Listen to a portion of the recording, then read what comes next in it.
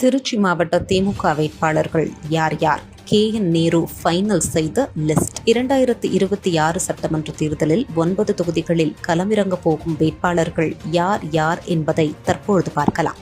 திருச்சியில் உள்ள 9 தொகுதிகளான மணப்பாறை, ஸ்ரீரங்கம், திருச்சிராப்பள்ளி மேற்கு, திருச்சிராப்பள்ளி கிழக்கு, திருவெரும்பூர், லால்குடி, மணச்சநல்லூர், முசிறி மற்றும் துறையூர் ஆகிய தொகுதிகளில்தான் வேட்பாளர்களாக யார் களம் இறங்கப் போகிறார்கள், திமுகவிலிருந்து யார் விருப்பம் தெரிவிக்கிறார்கள் என்றும் கூட்டணி கட்சிகளின் நிலைப்பாடு என்ன என்பதையும் பார்க்கலாம்.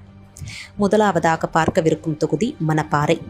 மணப்பாறையை பொறுத்தவரை 2011, 2016, 2021 ஆகிய 3 சட்டப்பேரவை தேர்தல்களை சந்தித்து இருக்கிறது. 2011, 2016 ஆகிய சட்டப்பேரவை தேர்தலில் அதிமுக வென்றிருக்கிறது. கடந்த தேர்தலில்தான் திமுகவின் கூட்டணி மணப்பாறை தொகுதியில் வென்றிருக்கிறது.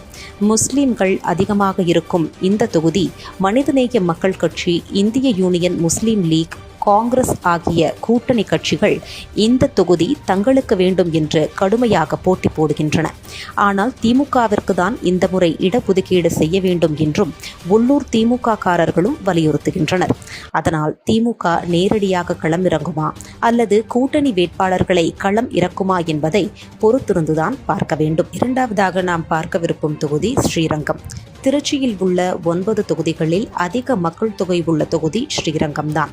ஜெயலலிதா இந்த தொகுதியில் போட்டியிட்டு வெற்றியடைந்த பிறகு ஸ்டார் தொகுதியாக ஸ்ரீரங்கம் பார்க்கப்படுகிறது. திமுகவை பொறுத்தவரை 1996 வெற்றி பெற்ற பிறகு கடந்த சட்டமன்ற தேர்தலில்தான் ஸ்ரீரங்கத்தில் வெற்றியடைந்தது. கடந்த சட்டமன்ற தேர்தலில் போட்டியிட்ட என் பழனியாண்டி இந்த முறை மீண்டும் ஸ்ரீரங்கத்தில் வேட்பாளராக நிற்க விருப்பம் தெரிவித்ததாக தெரிகிறது. ஆனால் பழனியாண்டிக்கும் KN நேருவிற்கும் இடையே சமீபத்தில் நடந்த கருத்து மோதல் காரணமாக என் ஆனந்தை KN நேரு சார்பாக களம் இறக்கலாம் என்றும் எதிர்பார்க்கப்படுகிறது. என் பழனியாண்டி செந்தில் பாலாஜிக்கு நெருக்கமானவராக அறியப்படுபவர் என்பதால் திமுக தலைமை யாரை தேர்ந்தெடுக்கும் என்ற இழுபறியில் இருக்கிறது. மூன்றாவதாக திருச்சி மேற்கு. 2016, 2021 ஆகிய சட்டப்பேரவை தேர்தல்களை சந்தித்த இந்த தொகுதியில் KN நேருவே தொடர்ந்து வெற்றி பெற்றிருக்கிறார். மீண்டும் KN நேருவே இந்த தொகுதியில் போட்டியிடுவார் என்பது எந்த சந்தேகமும் இல்லை என்பதால் திருச்சி மேற்கு திமுக வேட்பாளர் KN நேரு தான். திருச்சி கிழக்கு தொகுதி. இந்த தொகுதியில் வேட்பாளரை அறிவிக்கும் முன்னரே கிறிஸ்தவன் அல்லன் என்ற அமைப்பை சேர்ந்த திமுக அபிமானி இனிகோ இருதயராஜ் திருச்சி கிழக்கில் தேர்தல் வேலைகளை ஆரம்பித்திருக்கிறார். இதனால் அவருக்கு வாய்ப்பு கொடுத்து 2021 சட்டமன்ற தேர்தலில் போட்டியிட்டு அவர் வெற்றியடைந்தார். ஆனால் இம்முறை அவர் போட்டியிட தயாராக இல்லை என்றும் வேறு தொகுதிக்கு அவர் மாற்றப்படலாம் என்றும் கூறப்படுகிறது. இந்தியன் யூனியன் முஸ்லீம் லீக் கட்சியின் 2 தொகுதிகளை திமுகவிடம் கேட்பதால் திருச்சி கிழக்கு அல்லது மணப்பாறை இந்தியன் யூனியன் முஸ்லீம் லீக்கிற்கு ஒதுக்கப்படலாம் என்று சொல்லப்படுகிறது. 2001, 2006 திருவெரும்பூரில் போட்டியிட்டு வெற்றி பெற்ற KN சேகரன் திருச்சி கிழக்கில் இந்த முறை வேட்பாளராக களமிறங்க எதிர்பார்க்கப்படுகிறார். அதே போல அன்பில் மகேஷன் சித்தப்பா அன்பில் பெரியசாமி 2011 இந்த தொகுதியில் போட்டியிட்டு தோல்வியுற்றவர். திருச்சி கிழக்கை எதிர்பார்க்கிறார். மலைக்கோட்டை பகுதி செயலாளர் மதிவாணனும் இந்த தொகுதியில் போட்டியிட முயற்சி செய்கிறார் என்று கூறப்படுகிறது. அடுத்த தொகுதி திருவெரும்பூர். இந்த தொகுதியை பொறுத்தவரை திமுக 6 தேர்தல்களில் வெற்றி பெற்றிருக்கிறது. அதிமுக 4 முறை வெற்றி பெற்றிருக்கிறது.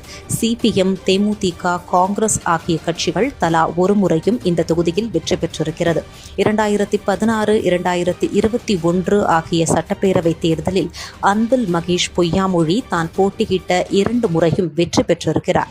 எனவே சட்டமன்ற தேர்தலிலும் அன்பில் மகேஷுக்கு திருவெரும்பூர் தொகுதி ஒதுக்கப்படும். அடுத்ததாக மக்கள் தொகையில் குறைவான தொகுதி லால்குடி. இந்த தொகுதியில் எப்பொழுதும் திமுகவே வெற்றி பெற்றிருக்கிறது. 2006 இருந்து 2021 வரை இந்த தொகுதியில் 4 முறை போட்டியிட்டு வென்றவர் சவுந்தரபாண்டியன். அதனால் இந்த முறையும் சவுந்தரபாண்டியன் களமிறக்கப்படுவார் என்று எதிர்பார்க்கப்படுகிறது. ஆனால் சமீபத்தில் சவுந்தரபாண்டியனுக்கும் KN நேருவுக்கும் இடையே மனஸ்தாபம் இருந்ததாகவும் அதை KN நேருவின் மகன் அருண் நேருதான் தீர்த்து வைத்தார் எனவும் சொல்லப்படுகிறது. அதனால் KN நேருவின் ஆதரவாளரை லால்குடியில் களம் இறக்கப்படுவார் என்றும் எதிர்பார்க்கப்பட்டது. 4 முறை வெற்றி பெற்ற சவுந்தரபாண்டியனுக்கு வாய்ப்பு அதிகம் எனவும் சொல்லப்படுகிறது. 5வது முறை லால்குடியில் போட்டியிட்டு அவர் வெற்றி பெற்றால் திமுக ஆட்சியமைத்தால் அமைச்சரவையில் இவருக்கு வாய்ப்பு கிடைப்பது அதிகம் என்றும் தெரிகிறது. எனவே KN நேருவா அல்லது சவுந்தரபாண்டியனா என்பது வேட்பாளர் அறிவிப்பில் தெரியவரும். அடுத்ததாக மணச்சநல்லூர் தொகுதி 2011, 2016 ஆகிய சட்டமன்ற தேர்தல்களில் அதிமுக இந்த தொகுதியில் வெற்றி பெற்றது. தேர்தலில் தான் கதிரவன் இந்த தேர்தலில் வெற்றி பெற்றார். கடந்த தேர்தலில் போட்டியிட்டு வெற்றி பெற்ற கதிரவனை மாற்றுவதாக திமுக தலைமை எண்ணவில்லை என்ற காரணத்தினால் கதிரவனே 2026 சட்டமன்ற தேர்தலுக்கும் வேட்பாளராக களமிறக்கப்படுவார் என்று எதிர்பார்க்கப்படுகிறது. அடுத்ததாக முசிறி தொகுதி.